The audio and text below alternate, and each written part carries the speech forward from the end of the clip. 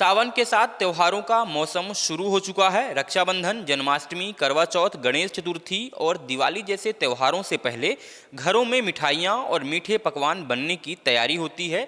लेकिन इस बार महंगाई ने त्योहारों की मिठास कम कर दी है। बीते करीब 20 दिनों में चीनी के दाम में लगभग 20 रुपये किलो तक की बढ़ोतरी हुई है और अब कई जगहों पर दुकानों में चीनी करीब 65 से 70 रुपये प्रति किलो तक बिक रही है, जबकि गांवों में चीनी के दाम अपने चरम पर पहुंचते जा रहे हैं। चीनी की बढ़ती महंगाई के चलते दिल्ली से लेकर मध्य प्रदेश तक बढ़े दामों का असर अब आम लोगों की रसोई पर पड़ रहा है।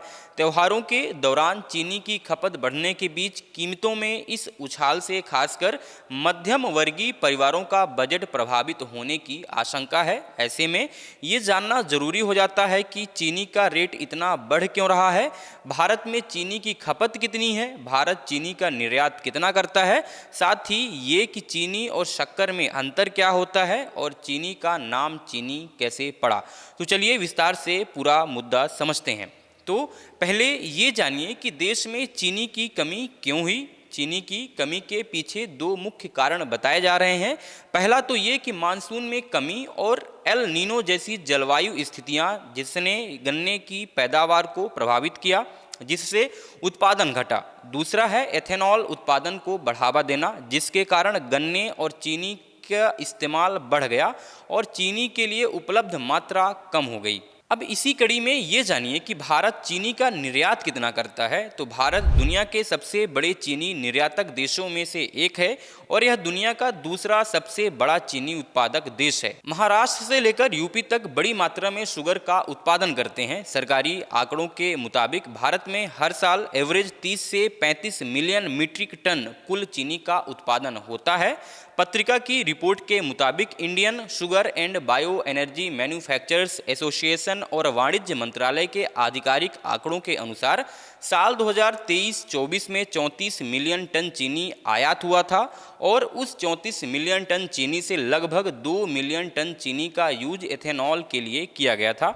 इसी तरह 2024-25 में लगभग 30 मिलियन टन चीनी का उत्पादन किया गया था और इसमें भी लगभग 2 मिलियन टन तक इथेनॉल में यूज किया गया था।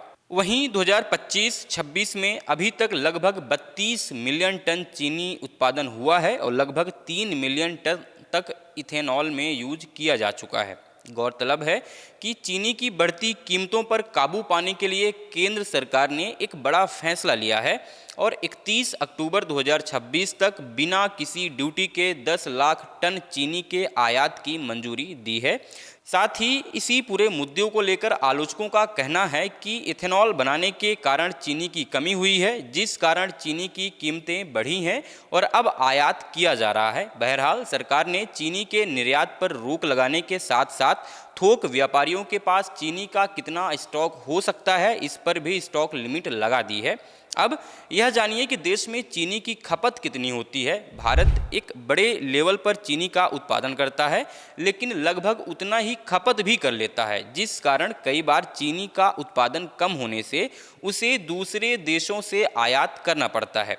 भारत में हर साल चीनी की घरेलू खपत लगभग 28 से 29 मिलियन टन है। वहीं बात करें तो एक भारतीय औसतन रोजाना लगभग 40 से 50 ग्राम चीनी का सेवन करता है, जो विश्व स्वास्थ्य संगठन यानी WHO की तय सीमा से ज़्यादा है। साथ ही चीनी और शक्कर में अंतर क्या होता है ये भी थोड़ा जान लीजिए। चीनी और शक्कर दोनों गन्ने के रस से ही बनते हैं, लेकिन दोनों की निर्माण प्रक्रिया, रंग रूप और गुणवत्ता में थोड़ा अंतर होता है। चीनी को फैक्ट्रियों में भारी रिफाइनिंग और रासायनिक प्रक्रियाओं के जरिए तैयार किया जाता है, जिससे इसका रंग एकदम सफ़ेद और चमकदार हो जाता है। लेकिन इस प्रक्रिया में गन्ने के सभी प्राकृतिक विटामिन्स और मिनरल्स पूरी तरह नष्ट हो जाते हैं। साथ ही इसके विपरीत शक्कर को बहुत कम प्रोसेस किया जाता है और यह पारंपरिक तरीके से बनती है। इसी वजह से शक्कर का रंग हल्का भूरा होता है और इसमें गन्ने के प्राकृतिक पोषक तत्व आयरन, पोटेशियम और मैग्नीशियम जैसे सुरक्षित रहते हैं। गौरतलब है कि अत्यधिक केमिकल रिफाइनिंग के कारण चीनी को सेहत के लिए खाली कैलोरी यानी नुकसानदायक माना जाता है, जबकि शक्कर को इसके मुकाबले स्वास्थ्य के लिए एक बेहतर विकल्प माना जाता है। हालांकि दोनों ही स्थिति में मीठे का अत्यधिक सेवन नुकसानदेह ही होता है। बात हो ही रही है तो ये भी जान लीजिए कि चीनी की खोज किस देश की है और इसका नाम चीनी कैसे पड़ा। भारत में लगभग 3000 वर्ष पूर्व यानी 1000 ईसा पूर्व के आसपास गन्ने के रस से ठोस मीठा उत्पाद बनाने की तकनीक खोजी गई थी। कुछ समय बाद गन्ने के रस को उबालकर उसे ठोस दानों में बदलने की शुरुआत भारत में गुप्त काल के दौरान हुई। प्राचीन भारत के लोग इस तकनीकी को दुनिया से छिपा कर रखते थे ताकि व्यापार में फायदा मिल सके। वहीं भारत में पहली आधुनिक चीनी मिल की औपचारिक शुरुआत साल 1903 में उत्तर प्रदेश के देवरिया जिले के प्रतापपुर में हुई थी।